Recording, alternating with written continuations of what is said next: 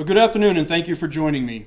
I'm here to talk to you about our recent operation and the human costs of the state sanctuary policy. This law bans local law enforcement from working with ICE and even sharing essential information about criminals in their custody. Laws and policies like these affect the citizens of the United States and harm our communities. It is past time to put aside the political rhetoric and listen to the facts. And those facts are that this is hurting people and these sanctuary laws affect and hurt people. Before the state sanctuary law was enacted, ICE officers could make an arrest at a local jail. I could send 2 officers to make the arrest and quickly get that alien safely into custody to start the removal proceedings. Today, teams of 4 to 6 officers are put out in the neighborhoods and workplaces to arrest criminal aliens. The availability of firearms and other weapons in these situations becomes a concern. This uncertainty puts my officers at risk. It also puts neighbors and coworkers at risk when those encounters become violent, as it did in a recent case in Denver. Arrests also take much more time. We must locate the criminals and track their movements to make an arrest rather than visiting a jail. Some of those criminals commit more crimes against citizens after their release. These crimes are preventable. This increase in manpower, this increased danger, this cycle of putting criminals on the streets could be stopped if law enforcement was allowed to work together to do what they're charged to do, keep criminals off the streets. Sometimes we can find and apprehend people after they have been released. Just this week, our officers found and arrested a 56-year-old Mexican national in Boulder who had been released from the jail after his arrest for a felony sex assault on a child. We had lodged a detainer with the Boulder County Jail, but it was ignored, and he was again out on the street. Under federal law, ICE has the authority to lodge immigration detainers with law enforcement partners who have custody of the individuals arrested on criminal charges and who ICE has probable cause to believe are removable aliens. When these detainers don't get honored, ICE is left to try to apprehend these individuals before they harm anyone else. Our recent operation in Colorado and Wyoming resulted in us arresting 42 illegal aliens. Aliens that have serious records or criminal charges. These arrests represent what we do every day to keep communities safe from criminal aliens. This is not about criminalizing all aliens, just the ones who do harm. Those who seek to become United States citizens or residents legally and lawfully are always welcome. Working with ICE is not an immigration issue, it is a public safety issue. I'll now take any of your questions. Why don't you walk us through the chart if you can hear of, Sure. of who is, and if you can't stay near the mics just so we can hear you. Okay. But walk us through who are these people, who's still out on the street, who have you been able to pick Right, up? so these are just a couple of the cases of the 42 that we've arrested. The 2 here at the top are still not in custody. The 2 at the bottom we have taken into custody during this operation. As you can see, one was for kidnapping, robbery, and assault 3rd degree that we were able to take into custody. And the next one was the felony sex assault that I mentioned from Boulder. So these 2 at the bottom have actually been taken into custody since this poster was developed. The other 2 are still out on the streets. And one of them had a declined detainer arrest for assault, domestic violence, and other charges. And the second one had a declined detainer after arrest for felony stalking and multiple other charges as well. What was the time period for these arrests again? So the last 4 days, Denver has actually been taking part in this. So we roughly started on Sunday and ended yesterday. 42 arrests. Right? 42 arrests at this time, yes. Can you give us any specifics as to where those arrests were taking place? I So- know you said Colorado and Wyoming. Right, so yeah, it is a big area, and we have officers all over both those states. So we have arrested people as far as Casper, Wyoming, down to El Paso County, down in Colorado Springs. We have officers all over Colorado and Wyoming, so those arrests were taking place in all those places. Denver, any arrests in Denver or Aurora? Or? Yes, multiple arrests, and we can get a better list to you to show you where some of those locations are. I don't have the breakdown right now in front of me, but we'd be happy to share that list with you. What do you say? I mean, Denver leaders will say our officers are not immigration officers, and they shouldn't be participating with you. We're not asking them to be immigration officers. This is the immigration law right here. My officers go to an academy and they learn this law If you can see how big this is, we're not asking them to look into this and learn this law. We are asking them to be part of a law enforcement strategy in which we are able to get criminal aliens off of the street. We make the determination under probable cause whether that person is a removable alien or not. We're not asking local law enforcement to do that. We're asking local law enforcement to be a partner with us so that we can better protect the communities. All 42 that you arrested had criminal records? They either had criminal records or they were final orders in which they had already seen an immigration judge, had gone through the immigration process, and were found to be removable from the United States. Do you have a breakdown of how many? Yes, we can show those as well. Most had criminal charges or criminal convictions. Hey, John, can you give an overview of what it's been like for you guys since July 12th? Well, since July 12th, I mean, there's been a lot of rhetoric in the community, and you know, my initial opening statement talked about that. It's very important for us and for my agents and officers to be able to go out into the community and make arrests and keep the community safe. That is what we've been entrusted to do, and that's what the law tells us to do. And that's what we're going to do every day and have done every day. It's important for me to keep my officers and agents safe, though, and a lot of the rhetoric that's been put out there that, you know, immigration agents are doing the wrong thing, that they don't have the a law enforcement authority to make arrests, that is wrong, and that is only going to make people get hurt, and that's something that we don't want to see. We will continue to enforce the law as it's written. The law has been the same since 1996. I've served under multiple presidents, and it has not changed. If we want to make changes to the law, you need to get with your congressman. You need to get with Congress to change the law. Immigration officers, again, are enforcing this. This is the immigration law. It's not one page. It's 1,800 pages in here. Over 400 laws that we are entrusted to enforce. And that is what we do every day to keep the community safe. Was there anything specific that prompted you to start making these arrests on Sunday the last 4 days, or how did you target these specific individuals? Well, this is what we do every day. We have targeted enforcement. But as we started to really look at the sanctuary policy and what the state policy is towards sanctuary, it became, you know, something that we want to make sure that the community understands that although we're going out and targeting these criminal aliens, we need help. We need the help of local law enforcement to keep the community safe. It is our belief that the state sanctuary policy does not do that. It does not help keep the community safe. How do you respond? How do you respond to critics who say you should be abolished, that your agency should be defunded? So you want to abolish an agency that keeps people from being sexually trafficked. You want to abolish an agency that keeps thousands and thousands of pounds of drugs from being brought into this country every day abolished. You want to see an agency abolished that goes out into the community and is arresting people who have been previously arrested for homicide, gang members, people who are raping people. Okay? We are all for legal immigration. I love going across the street to Citizenship and Immigration Service and watching someone be naturalized, someone become a United States citizen.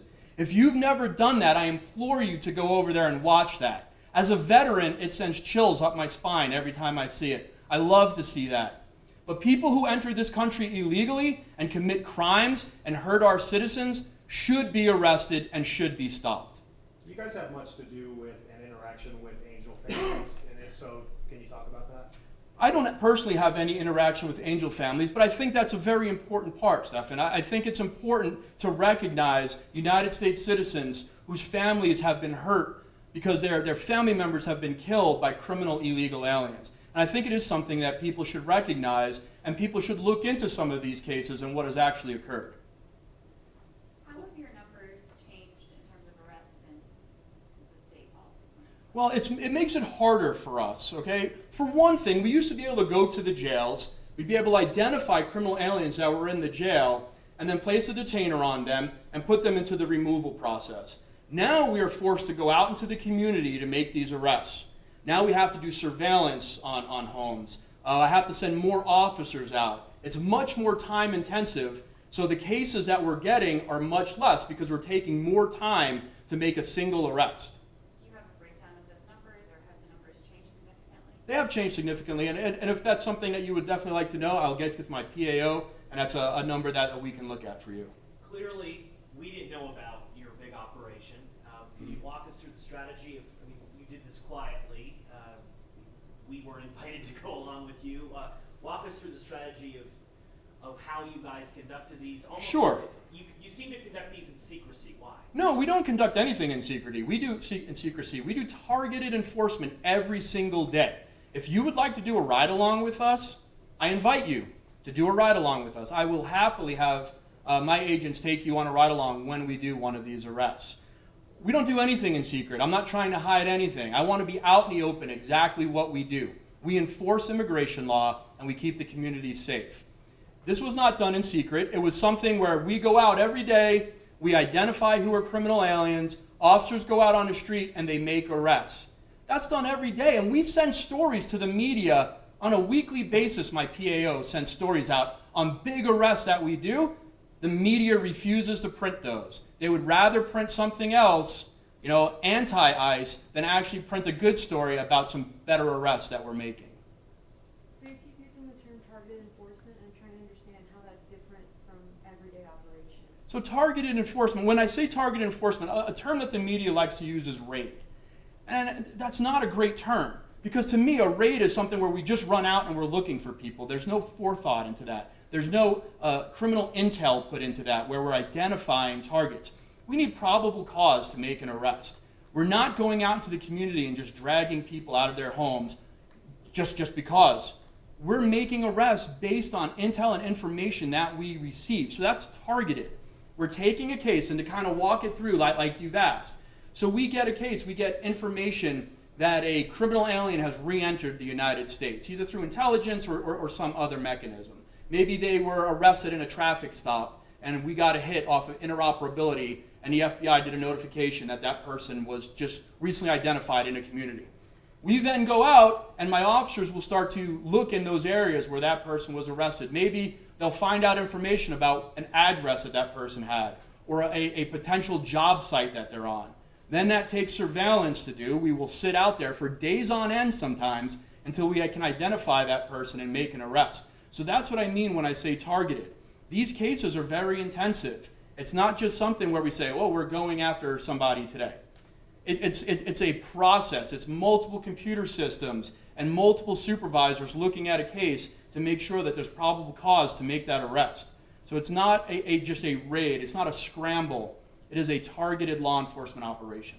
So with the group of arrests that you've made recently, are those numbers specific to the person that you have been targeting, or were those also people that happen to be in the same area as this one? Yeah, great question, because that's something that actually comes up quite a bit.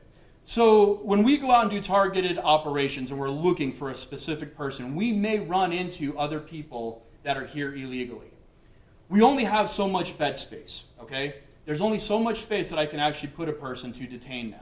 So we will look at that case, and if we can make an arrest, we will make an arrest, even if that person has no other criminality other than an immigration consequence. Because the law is still the law. Laws matter. The immigration law matters. So if that person is still here illegally, we may make an arrest. We may decide not to put that person in detention. We may bring them here into this building, process them, give them a notice to appear in front of an immigration judge, and release them back out onto the street. And they may never actually see detention. We may process that case through, and they may not go to the GEO facility that you guys are aware of. So we do, at times, make arrests for only immigration consequences. But that is what we're entrusted to do under law. That is our job as immigration officers. And that is what we do every day. We look at criminality, though. 80 to 90% of our arrests are criminal aliens. The others are immigration consequences. Was any child separated from their parent during these operations? There's a probability that there was, but every day children are separated from their parents when United States citizens are arrested. I think that's something that constantly keeps getting brought up. What about United States citizens who are arrested every day for crimes that get separated from their children? If you come into this country illegally, getting arrested is a consequence of entering this country illegally. And that consequence may be that you are separated temporarily from your children. If you get deported, your children can go back with you whatever country that you were from. We're not holding anybody and keeping anyone hostage. They are free to take their children with them upon deportation. So the 42 people that you've arrested recently, were they all, I mean, obviously they're all breaking the law by coming here suspected of crimes? Many were convicted of crimes. There were some that had just been charged with a crime. Here's the issue, though. A lot of times someone is charged with a crime and the local law enforcement organization, whether it be a PD or a sheriff's department, releases that person to the street. As immigration, we are entrusted to arrest people and remove them when they're here illegally. If someone got arrested for rape and then they get bonded out on a low bond because one of the counties decides, oh, we're just going to shuffle these through the process and puts them out on a low bond, should I, as an immigration officer, not go out and then arrest that person to keep them from possibly committing another crime? If there is a crime that's committed and a person is charged with a serious crime, we will go out and arrest that person because it's important for us to remove them from the community that they are committing these crimes in. Out of the 42, how many of them were felonies and misdemeanors? I can get that number for you. John, not to say that you guys are on the defensive, but I don't know if you feel like, with the way the media coverage is and a lot of the talk, that you come to work a lot and feeling like, here comes another day with a potential negative story. Yes or no on that, I don't know your answer, but what is the morale, would you say, is with the people that are under you? Look, all of us take an oath. I've taken multiple oaths in my life. As a veteran, I've taken oaths as a military person. I've taken an oath to uphold the law as an ICE agent. And so have all of my agents and officers. That oath is very, very important to them. Yes, when we hear stories about us doing things wrong, about us running concentration camps, that does affect our morale because those are not true. And it's not a good thing to come to work and hear that kind of rhetoric. But I can guarantee you that my employees believe in what they do. They believe in upholding the law, and they believe in keeping the community safe. And every day they go out and they strap on a badge and a gun, and they kiss their wife or husband and their children goodbye, and they go out on the street with the potential of them getting shot because of this rhetoric or being harmed because of this rhetoric. And that is something that I, as a leader here, do not like to see. I think it's important that people allow us to do our job. And if they want law changed, again, this is a congressional issue. This is not an ICE agent issue. The majority of people that you detained, arrested, had criminal records. But is it safe to say that some never committed a crime in their life in this country? No, it's not safe to say that because we don't know what they did. Okay, yes, in this country, that's possibly true. But when people enter this country, we don't know what they've committed in other countries. Okay? So it is important that we identify everybody that is here illegally because that person could be a war crimes criminal from another country. That person could have committed multiple robberies or rapes or anything else in another country. Many of these countries that some of these people come from, they're not all coming from Mexico. We have, right now, almost 60 different countries in our detention facility. People are coming across the border of Mexico from Africa, from India, from China. We have no idea what they did in those countries. It's important for us to be able to identify those people and actually see if they had committed crimes. We actually get a lot of notices from Interpol on people who are in this country that had committed crimes in other countries as part of what we do. We actually do look for people. Interpol will send us a notice, say we believe this person may be in Colorado, and our fugitive operations teams actually look for that person. So it's not for us to say, well, that person may not have committed a crime. Let's find out if they have. That's one way to keep the community safe. And you know what's going to happen? We will take them into custody. They're going to get to see an immigration judge. They may then actually be told by that judge that they can stay here legally. And now the process will be started where they can then get a green card and then go on. Why should we allow a shadow class to exist where we don't know what these people have done? We don't know what they're about to do. Let's get everything out into the open. Let them see the immigration judge. Let them see if they can gain status. Like I said, I want people to be here legally. I want to go across the street and watch those naturalization ceremonies. I want people to be United States citizens, no matter where they come from. Have they seen a judge yet? Yes, most of these people have seen judges. Have anyone been deported yet? Of these 42, no. Soon, possibly, within the next couple of days, matters what country that they're from. There are some people who are re-entered into this country, so they don't get to see a judge, okay, because they've already seen the judge. The judge has ordered them deported. They were not supposed to come back. They re-entered the country. They don't get to see a judge. Walk us through how, let's say someone's from Guatemala, they're going back to Guatemala. Did you put them on a plane? No, they are going to get to see an immigration judge. Unless they are a criminal alien who's been prior removed, or they were under some other visa status. Like I said, there's a lot of law here for us to look into. It's not that simple to sometimes answer these questions. But to just say something, we don't just take someone, throw them on a plane, and they go back to their country. We actually work with those other countries. Okay, we just don't send someone back. We're talking to their consulates. Their consulates are fully aware of what's going on. They get an opportunity to speak to their consular officials. They get an opportunity to see a judge here in the United States. They get an opportunity to argue their case. They may claim credible fear. They get an opportunity to do that. This is not a process where we grab somebody and they're gone the next day. It doesn't happen. I think we have time for about one more question. Does anybody So have? there's Denver, Boulder, and El Paso County Yes. on this list. Are there any other local law agencies that make it a little bit difficult for you guys to go to jobs? And then are there other law enforcement agencies? Yeah, and thank you for asking that, because I actually do want to say something about that. Look, this state law came out and it put a lot of our local law enforcement partners in a bad situation.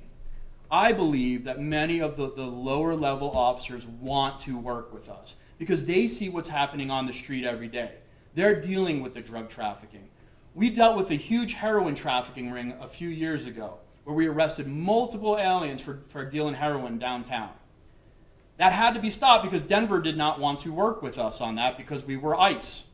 So we kept heroin dealers in the community because they refused to work with ICE because of sanctuary city laws. That's wrong.